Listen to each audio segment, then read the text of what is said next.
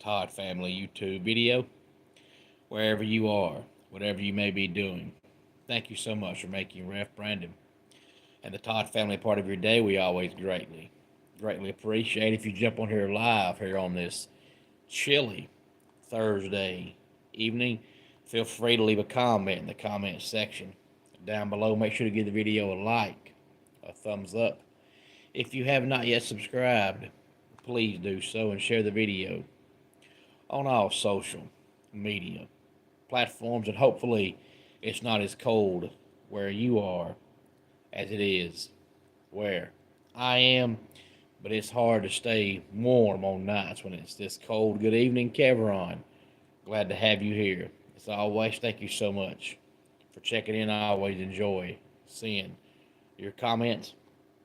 But tonight I'm just going all around the sports world, not focusing on one topic, just talking about some of the big things going on in sports, like Mike Tomlin stepping down as coach of the Steelers. That's a team that has continuity. They've always talked about how the Steelers and the Iowa Hawkeyes in college, both teams have the same colors, but both teams also believe in continuity, and that's just something you don't see. Iowa's had two head coaches in 50 years because they had Hayden Fry, and then when he retired, Kirk Ferentz took over in '99. He's still there, and the Steelers have been about the same way. They had three head coaches since 1969 because they had Chuck Noll from 69 to 91, and then they had Bill Cowher from 91 to 2006, and then they've had Mike Tomlin since 2007. A lot of people say he was forced out. I don't know if I believe that. Even if he was, you kind of can't blame the Steelers. I'm doing fantastic, Marcus. Hope you are as well. Thank you so much for checking in on this Thursday evening.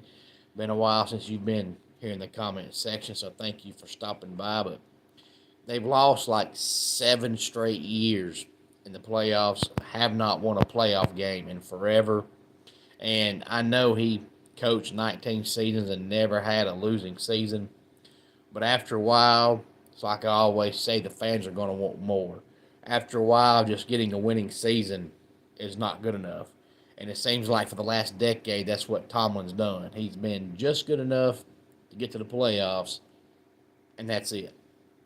But I don't think he was forced out. I think it was actually his decision, because if you go back and watch some Steelers games this past year, there was 4 or 5 games where he just looked like a man that was just tired and beat up and wore down and just ready for some time away.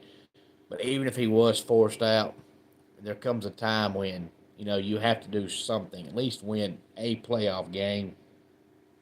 So we have the Steelers looking for a head coach. It'd be something to see Mike Tomlin go to Baltimore and John Harbaugh go to Pittsburgh. I could see John Harbaugh going to Pittsburgh, but I don't think Tomlin coaches anywhere this upcoming season. I think he takes at least 1 year off. Maybe you see him on TV, but I don't think coaching anywhere. Got some thoughts on the Chad Morris situation at Clemson. I'm still undecided. I hope it works out. As a Clemson fan, of course, I want to see it work out, but he was fantastic his first time there, but it's because he ran one of the fastest, if not the fastest, paces in the country. But they've changed the rule book now on the pace of play and substitutions and all of that. So, Chad Morris will no longer be allowed to run 95 or 100 plays a game. Can his offense be just as effective when he's only running 70 plays? I guess we'll have to wait and find out. Hey there, 1874. Glad to have you here. If this is your first time here on the channel, for whatever reason made you stop by tonight, thank you very much. And tell your friends, tell your family about the channel. Make sure you subscribe to the channel and share the video on all social media platforms. One thing's for sure, the problem that they've had at Clemson the last 3 years under Garrett Riley was The offense just had no identity at all. Under Chad Morris, they're definitely going to have an identity. But most Clemson fans didn't like Garrett Riley because Garrett Riley didn't run the ball. Well, if you go back and look at Chad Morris' history, Chad Morris also doesn't run the ball. You know, Chad Morris used to spend every spring and summer talking about we're going to run the ball, we're going to run the ball, we're going to run the ball. And then come season, they didn't run the ball. They'd run it on one drive, and then after that, they wouldn't run the ball the rest of the game. They'd run the ball 4 or 5 times for success. But the first time it got stopped, they stopped. Hey there, Jonathan. Glad to have you here on this Thursday. Even if it's your first time being here, Jonathan, thank you so much for stopping by the channel for whatever reason made you stop by tonight. I appreciate it. And tell your friends, tell your family about the channel. Make sure you subscribe to the channel as well. And share the video on all social media platforms. So I don't know if it works or not. I think he'll be a little more successful than Garrett Riley was, but I don't know if he's going to be as good as he was a decade ago. Hey there, 57. Glad to have you here. And hey there, Tyler. Glad to have you here, especially now that his offense is going to be much, much slower. And Chad Morris always talked about adapting. Well, when you haven't coached the college in 5 years, it's hard for me to believe that you've adapted. You can't adapt to something that you haven't coached in. And 57, if you're asking me that question, I'm sorry, but I can't answer it. I despise politics with every ounce of my being. If we never again had a president, I'd be totally okay with it. So that's just one question I cannot answer. I think the Jaguars are finally heading in the right direction. I think they finally found the right head coach. Now, if they can build some chemistry and get a few more pieces, I think they'll be okay. We've just got to see Trevor Lawrence get close to what he was in college. Now, granted, I don't think he'll ever be as good as he was in college. And I think we started to see Trevor turn the corner towards the latter half of this year. But, you know, he's not a bust so far, but he's been nowhere near what he was supposed to be. So if he can get somewhere close to what he was in college and they can get a couple more pieces around him, I think they finally found the right head coach. So for the first time in a long time, I do think the Jaguars are heading in the right direction. And Clemson did go out and find another running back that they got from SMU. So I think the offense will be okay. They've got more pieces now than they've had in a while. So I think they'll be okay. But I think the defense is going to be so dominant that I don't think they're going to need to score 40 points a game to win. But I just don't know if you're Dabo, if hiring a guy that was so good 10 years ago is a good idea. I guess we'll wait and find out. I'm still not sold on it. If he proves me wrong and comes out this year and Clemson runs the ball, I'll say, hey, Chad Morris changed. Hey there, Tag. Glad to have you here. But until then, I think it'll be the same old Chad Morris. He'll come out and he'll talk about, we're going to run the ball, we're going to run the ball. And then when the season starts, they'll throw it 12 times and run it twice. As far as the national championship game coming up on Monday night, I've waited this long to make a prediction because I wasn't sure. Sometimes you change your mind, and it's only Thursday, and the game isn't until Monday. I still might change my mind, but I don't think so because Miami is basically the home team because the game is in Miami. But Indiana's playing so good right now, I just don't know that it matters. Miami's going to have to play an A-plus game, and Indiana's got to play a C-minus game for the game to even be close. And Indiana's been so great all year long, especially on defense. I mean, you just can't find one guy on defense that's in the wrong spot on any play. I mean, those guys hit their assignments every play. And that's just something you don't see anymore in college football. They're incredibly well coached. I don't expect the game to be close. I want to say Indiana wins by 20 plus. But I hope I'm wrong just because you don't want to see a national championship game be that one-sided. but I have a feeling that Indiana blows them out of the water. The Hawks traded Trey Young, and that's honestly something that should have happened a long time ago because, yeah, Trey Young was the Hawks' best player by far, but as long as he's been there, what have they done? Absolutely nothing. They had one semi deep run in the playoffs, and that's been it.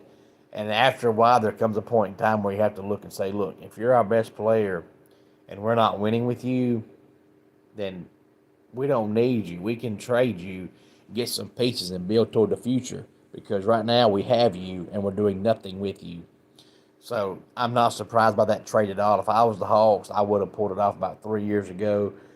I've even talked about here on the channel before about how the Hawks should trade Trey Young because, yeah, Trey Young's a great player, but Trey Young only benefits Trey Young. Trey Young doesn't make anybody around him any better, so you're not going to win when Trey Young is your centerpiece. And for the Hawks, Trey Young was definitely their centerpiece. And then we got talk about the Royal Rumble because it's coming up right around the corner. Not this Saturday, but next Saturday. And ever since CM Punk won the title, I've been convinced that Braun Breaker wins the Rumble, especially since he's the big next mega star of the company. And maybe he does still win it. But after Drew McIntyre won the belt, I thought, you know what? I could see Cody Rhodes winning the Rumble again and going after Drew. I could see him shocking the world and letting Sami Zayn win it because Sami Zayn has never beat Drew McIntyre in a televised match. So I could see them starting a feud between Sami Zayn and Drew McIntyre. I could see Braun still winning it. So I'll go with Braun. But after about 6 weeks of being positive, Braun wins it. Now I'm not so sure. And for the women, I'll go with Bianca Belair. And Marcus, I don't think Kirby Smart will ever coach in the NFL. Maybe I'm wrong, but I think Kirby Smart stays at Georgia his whole career unless by some chance he all of a sudden falls off a cliff losing. But outside of that, I think he spends his whole career at Georgia. Marcus, what I find funny is even going back to the days of A.J. Green when it was illegal to pay players, everybody knew that Georgia was paying their players. A.J. Green pretty much come out and told you that. So Georgia did it for years when it was illegal. That's one of the reasons why Georgia was so good for so long. Well, now that it's legal to pay players and everybody else is doing it too, and Georgia, all of a sudden in 3 years, has not been close to a national championship, now Kirby Smart's coming out and saying, well, we're not worried about paying players. We don't have as much money as other teams do. We want to build on friendships. We want to build our team on continuity. We want to build our team on players that want to be here. So basically, Georgia's crying poverty. All those years when you couldn't pay players, you did it and it was fine. But now that you're doing it, but everybody else is as well, now Georgia's trying to cry poverty. And I find that absolutely hysterical. But I do think Kirby Smart spent his whole career at Georgia. And as far as NASCAR goes, 2 weeks from, 2 weeks from Saturday, the 31st, we'll have practice and qualifying for the preseason clash.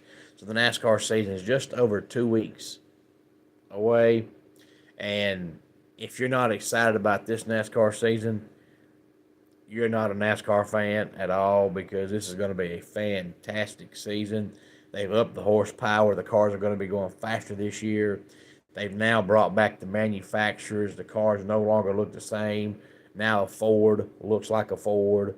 A Chevy looks like a Chevy. A Toyota looks like a Toyota. So it's going to be a fantastic season in the NASCAR world, and I am so ready for it.